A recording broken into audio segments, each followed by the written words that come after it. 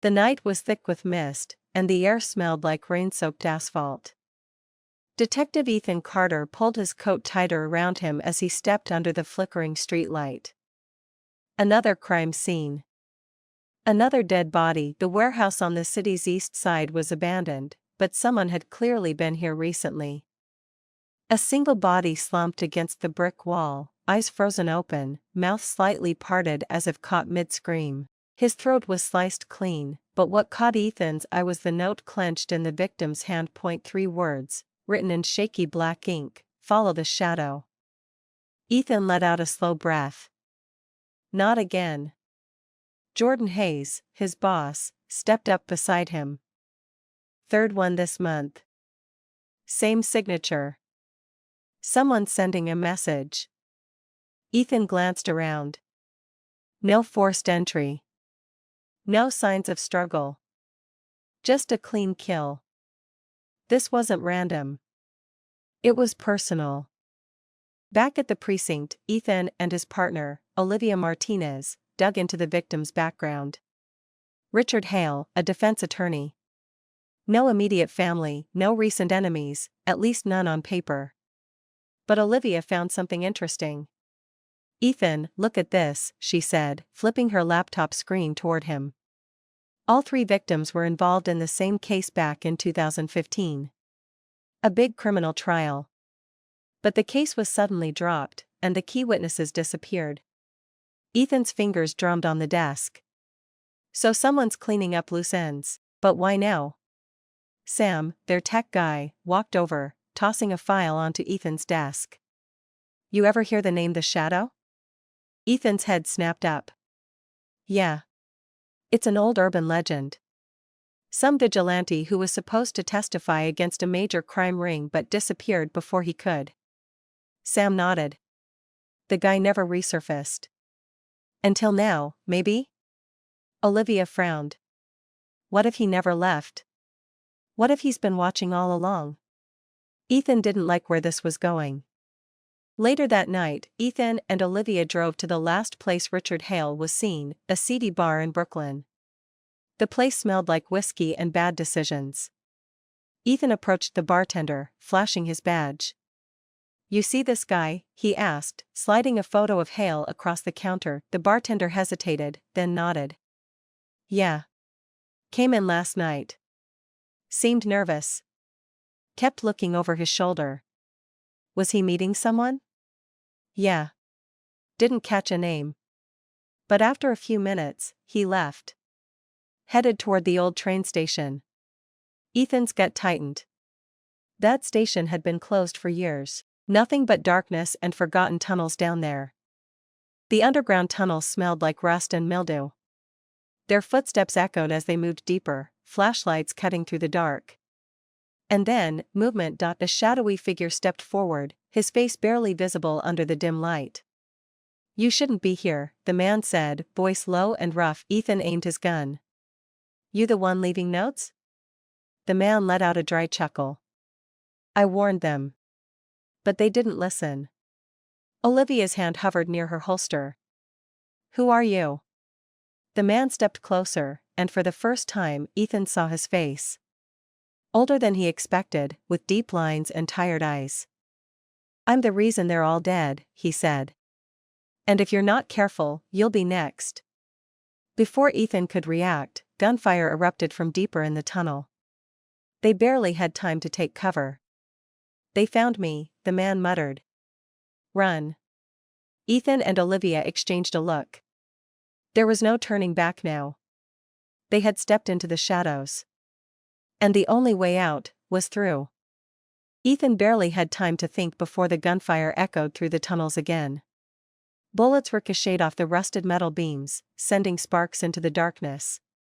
The shadow, the man they'd been chasing, pressed himself against the tunnel wall, his breath ragged. "They don't want me talking," he muttered. "You brought them right to me." Ethan gritted his teeth, gripping his gun. "Who are they?" The shadow didn't answer. Instead, he turned and started running deeper into the tunnel. Olivia cursed under her breath and took off after him. "Ethan, move," she shouted. The men chasing them weren't just some random thugs. They moved with precision, tactical, organized. Whoever was cleaning up loose ends wasn't just some lone killer. This was something bigger. Ethan fired a few shots to slow them down and then sprinted after Olivia and the shadow.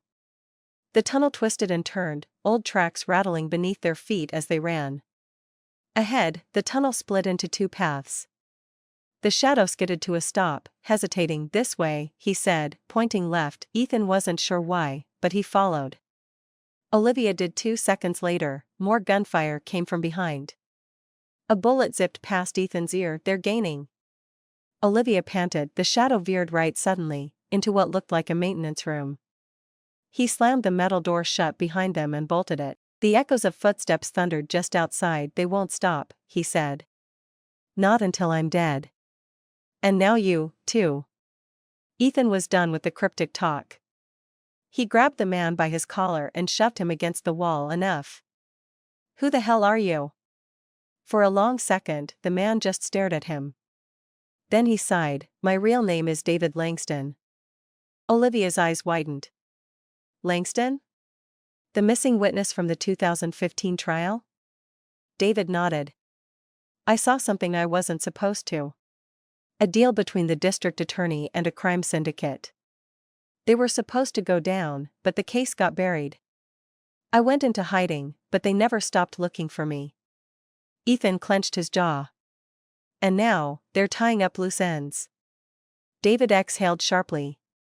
"It's not just a cover-up anymore. They're making moves again. Bigger than before. They're using the city's underground, these tunnels, for smuggling, for disappearances.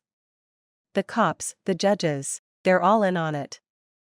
Ethan's stomach twisted. If this was true, it was bigger than anything he had imagined. A loud bang shook the door. They didn't have much time. David looked at Ethan, his expression grim. "If you want to live, you follow me. But once we step out of here, there's no going back." Ethan met Olivia's eyes.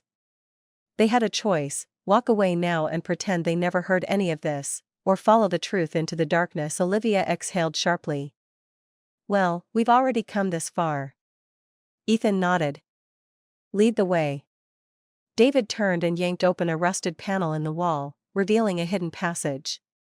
One by one, they stepped inside. Behind them, the door burst open, gunmen flooding the room. But by the time they got there, Ethan, Olivia, and the shadow were already gone, disappearing into the darkness. The gunmen stormed in, their footsteps heavy against the concrete floor, but the room was empty. Ethan, Olivia, and David were already deep inside the hidden tunnel, their breathing sharp in the stale air. The passage was narrow, damp, and smelled like rusted metal and decay. Ethan could barely see more than a few feet ahead, but David moved like he knew exactly where he was going. "Where does this lead?" Olivia whispered, glancing over her shoulder. David kept moving. "To the one place they don't want you to find." Ethan's heart pounded. He had chased criminals before, uncovered dark secrets, but nothing like this. This wasn't just about one murder. It wasn't even about the 3 victims. It was about something bigger. A system built on lies. A network of corruption that stretched far beyond what he or Olivia had ever imagined. Behind them, faint echoes of voices filled the tunnels. The gunmen weren't giving up. "We have to keep moving," David urged. "Once we step out of here, there's no turning back. You expose this, and you'll be hunted just like me." Ethan exchanged a look with Olivia. They had a choice: walk away now, pretend they never saw this, or chase the truth into the darkness. He tightened his grip on his gun. "Then let's finish what they started." David gave a small nod before leading them deeper into the unknown, because some shadows don't just hide in the dark, some are waiting to be found.